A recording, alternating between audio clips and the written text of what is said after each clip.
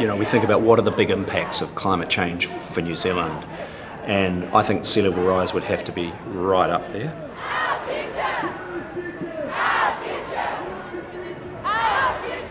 I could have gone to Antarctica for my PhD when I was at University of Waikato. They had quite a strong program.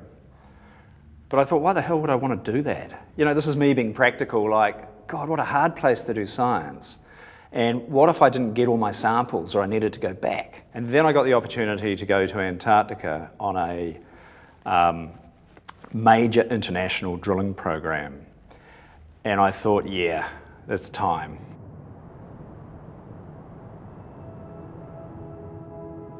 I often get asked that question. What is the feeling of arriving the first time you arrive in Antarctica? And it really is special, and it sounds cliche to say, well, it's like landing on the moon or it's like landing on Mars. It really is very different and surreal. Like you get on a plane in Christchurch, 5 hours later, you jump out in a world where there's no colour. Well, there's black and white and blue. You can't smell anything, and you have no appreciation of distance. It's really hard to judge distance. And of course it's cold. There was this great debate, how much will Antarctica contribute to sea level rise? We knew it was important, we knew it was potentially unstable, and it could potentially behave in a very rapid, unpredictable way. But we didn't know the processes well enough to put them into physical models, so we left them out. So in the 2013 IPCC report, which is our current report which decision makers are using, there is no contribution from the Antarctic ice sheet to global sea level rise.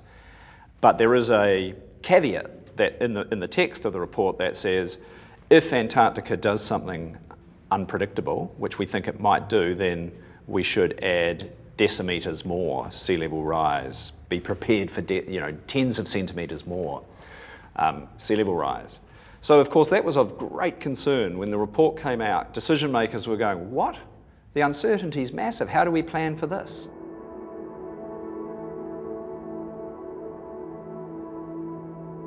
It was becoming very apparent we needed to work with ice sheet modelers, because we could tell you what the ice sheet had sort of done in the past, whether it was there or how warm the ocean was, how warm the atmosphere was. But if you're going to make predictions about the future, you need ice sheet modelers.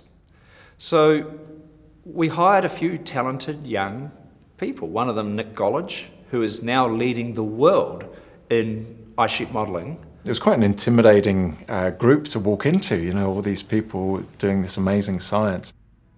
We're trying to use computer models to simulate the ice sheet during basically the present day, and trying to make sure that how we're capturing the flow of the ice sheet is representative of what we can see from satellites today. And then we use the same models to then project into the future to try and see how the ice sheets are going to change as the climate and the oceans change. The large ice sheets are flowing off the land into the ocean, and they form these ice shelves that float. The biggest ice shelf is the Ross ice shelf. It's the size of France. And that ice shelf essentially is holding back West Antarctica and East Antarctica from flowing into the ocean, melting and causing sea level rise. What we've started to see around the peninsula, where it's warming the most, or one of the hot spots, is the ice shelves actually, they don't just melt, they explode, they disintegrate. So we've seen ice shelves the size of the Canterbury region disappear in 2 months. Completely disintegrate, and then what happens? Because they're no longer holding back the ice on land flows into the ocean 10 times faster. And so we always suspected these processes were important, and now we're putting them into models. The evidence we're getting is that we have severely underestimated the contribution of the Antarctic ice sheet to future sea level rise.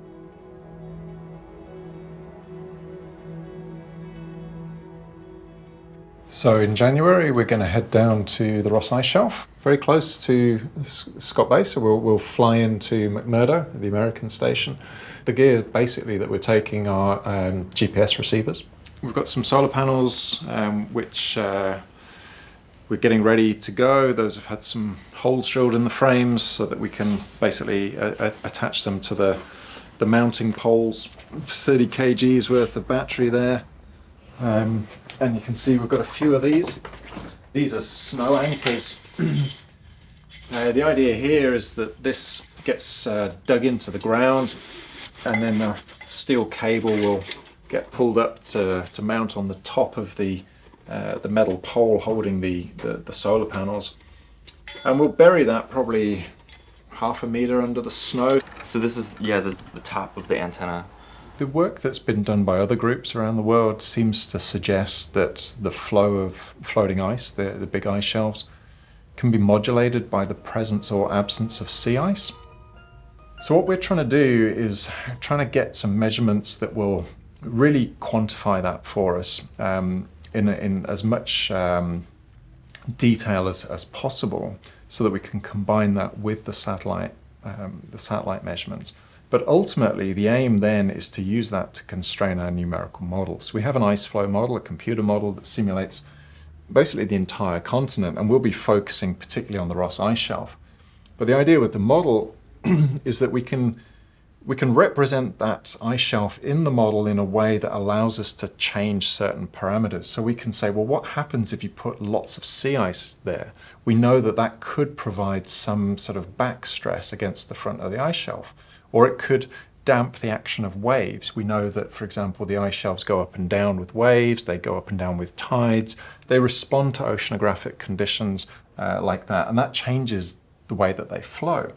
We also know that the ice shelf responds to the heat in the ocean, and that could be heat that's coming up at depth, so the upwelling water from the open ocean that comes up onto the continental shelf, or it could be heating of the water in situ. So then what we want to do is use the model to test each one of those. So we'll set up our model, and then we'll go through each of these things in turn, set up an experiment to test the behavior, and then we'll check how each of those model simulations compares to our field observations from the GPS and the satellite data. I was absolutely right at my PhD years that it's a much harder place to do science.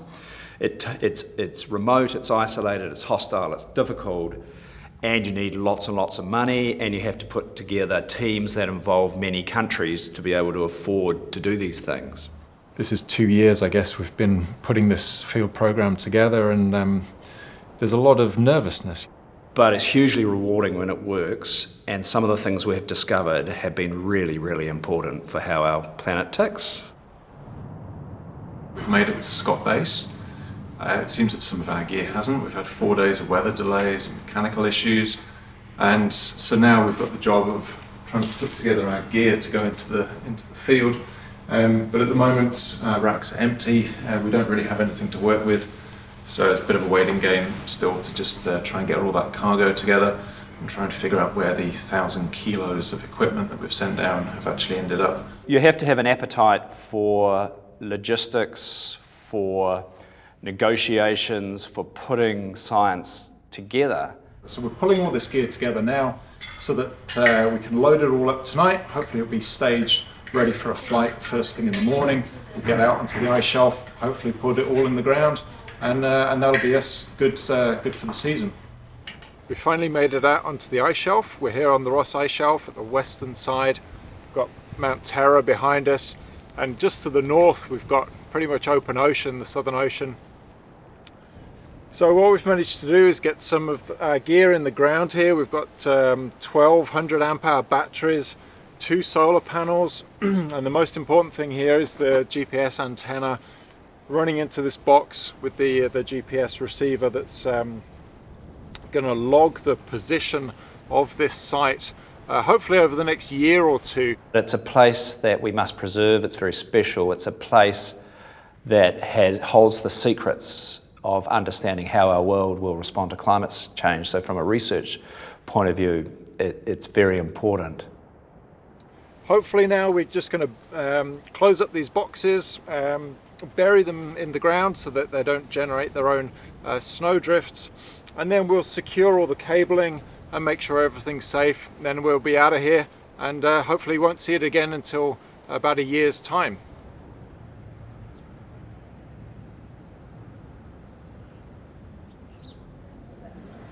There's two types of people at this conference. Those that use the escalators, those that use the stairs. This is actually my first climate business conference. They obviously wanted someone to do the scientific background, give us an update on the impacts. Newsflash, the science is evolving very fast in this area, and I don't want to create panic, but it's looking like in the next iteration of the global climate models, they will be more sensitive to CO2. The last time we had CO2 at this level of 410 parts per million, the world was 3 degrees warmer. Sea level was 20 metres higher.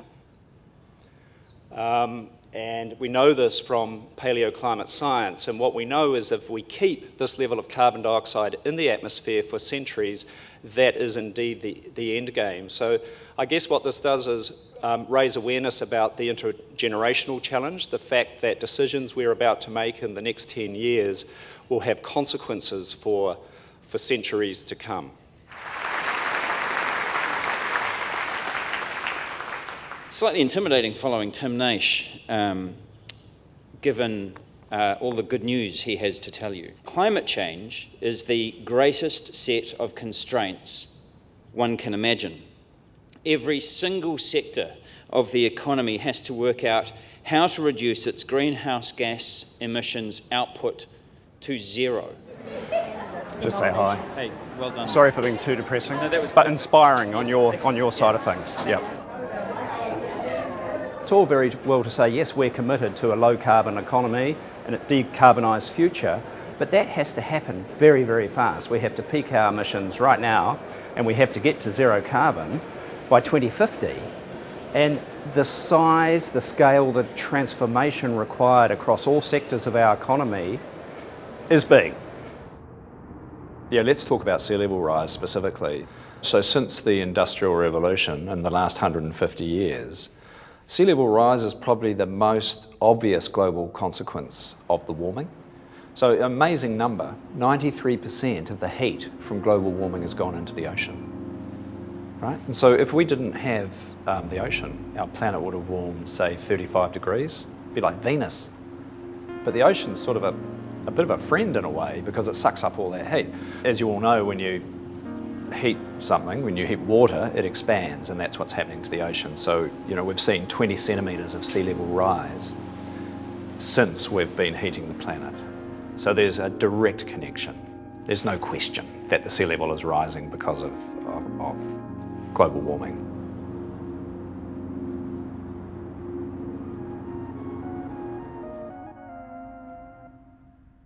A colleague sent me an article recently I think it was from the New York Times, I was just telling Tim, where the headline was, "Scientists should have spoken up sooner." Oh, I hated that article. Yeah, but it was really ripping it. So, 40 years ago, why weren't the scientists saying how bad it's going to be? And I think a lot of the scientists back then would argue, or many of them were actually trying to make that, get that message across, and it just wasn't being heard. If you build a temporary seawall, you give a false sense of security, of safety, And so councils will say, oh, that's fine, that'll do us for a while in my election time. And so I will allow building behind that. So you've got to have complementary policies. What might be a temporary measure you use strategically in a region until you can get your, there's more certainty around managed retreat and who pays and all those, But I think Judy's right in that the more protection you put up, the more people think they're safe, and then the asset values go up and more people move in, and you actually put more people at risk. And you've got to make sure that you temper that somehow. Yeah. But as things become more frequent, the insurance signal's there now, where people may not be able to get flood insurance, for example.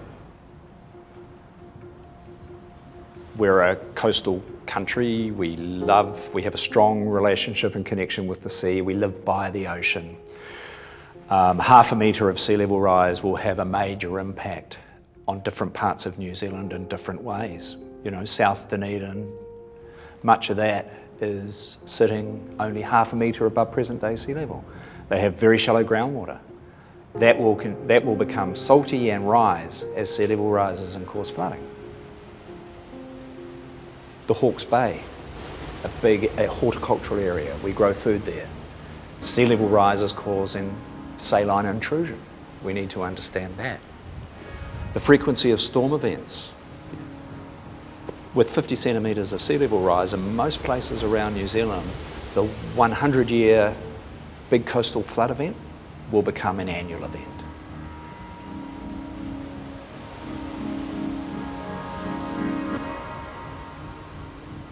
It's happening, and some of it we can't change. We're just going to get it. We're going to get 0.5 metre of sea level rise, so we've got to plan for that.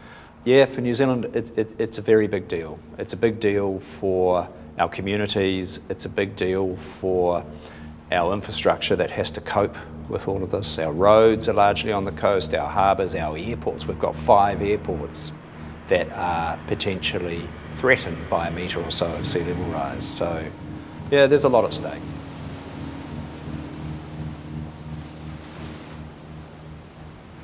Just before Christmas, I got invited to present at Whitehall in London to some parliamentarians.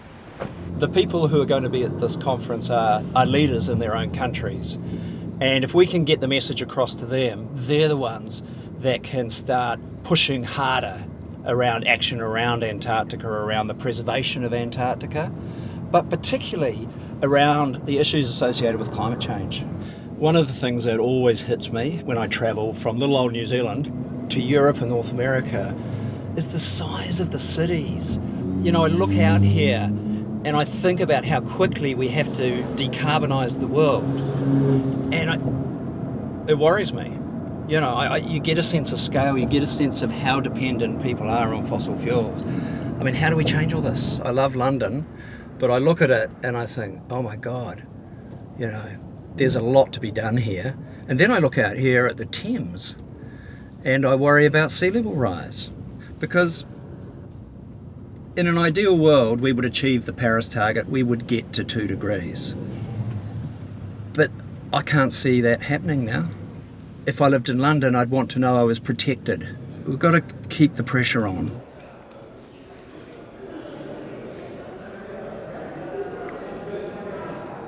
That is my speech.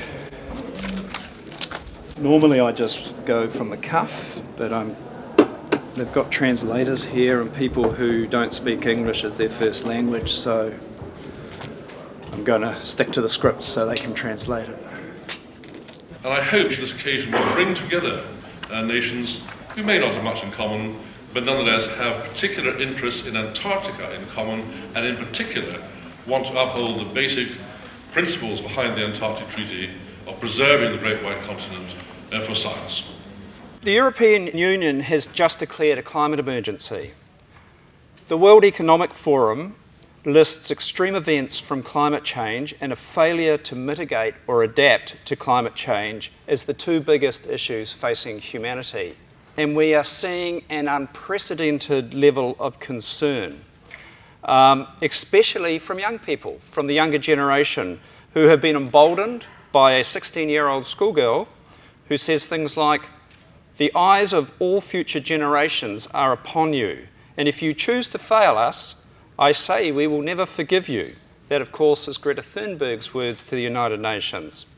Okay, I'm a scientist, and what does Antarctica have to do with all of this? It contains an enormous amount of the world's fresh water, 90% of its ice, and if it all melted, could raise sea level by 60 metres. It's a place of superlatives. It's the coldest, highest, driest, windiest, remotest, most pristine continent on Earth. Antarctica both responds to climate change, but creates and amplifies climate change. It has done this over millions of years. It is responding to climate change now, and these changes will continue into the future with devastating impacts for humanity.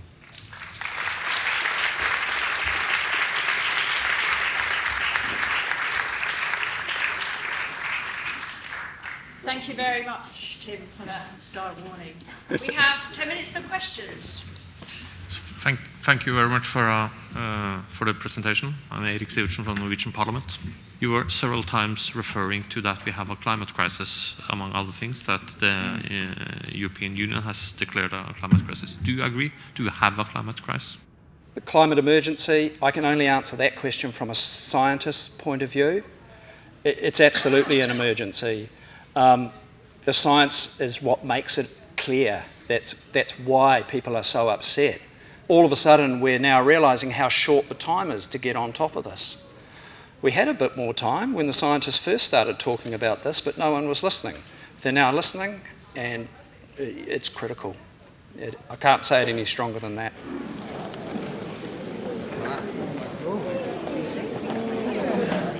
So, wow, that was great. I think it went all right. I got lots of good questions. There seemed to be a lot of interest. I guess I made it pretty clear that there's an urgent situation and the science says that. So I didn't hold back, and I think it's gone over okay. The message is interesting. I think it does help people to hear it from, I hope it helps people hearing it from someone who spent their life working on it, as opposed to what they might read or hear on television. So I think that maybe justifies the reason they fly us to these meetings. And I really hope that personal interaction with a scientist who's an expert in the field, and I'm only representing my colleagues' science as well, but I'm hoping as an ambassador for the science, that has an impact on them. The Russians, of course, are sceptical, but that's all right. I should probably not end the conversation. It's just that the guy I was talking to, he just came up to me and he said, he said, of course, our scientists are more sceptical. I said, oh, that's no good. Why is that? And they believe that the East Antarctic ice sheet is getting bigger, because in the one place they're measuring it, it's growing, but overall it's not. But anyway. Yeah, it almost makes you a bit angry as a scientist, it's like the science has been really clear on global warming and its implications for 30 years. In fact, 1990, right? So where are we now? 30 years ago. The Rio Earth Summit, it was about the first IPCC report that came out, and each subsequent IPCC report has just strengthened the evidence that we must not allow the planet to warm, or we will get dangerous, catastrophic climate change. And you look at the level of carbon dioxide that was in the atmosphere, and if we'd started to reduce it back then, this wouldn't have been such a hard problem to tackle.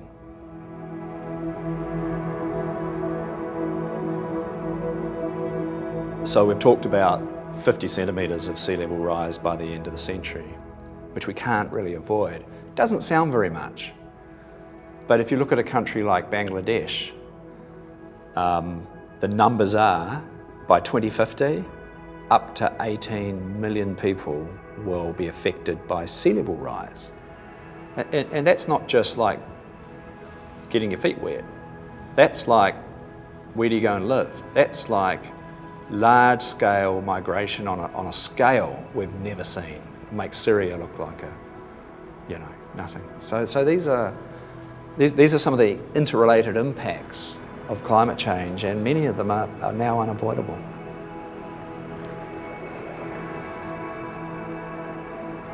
There are things we can do both as individuals, but there are things our leaders must do, our governments must do as well. And obviously at the government level, we need to be voting in governments that are going to take the Paris Agreement really seriously.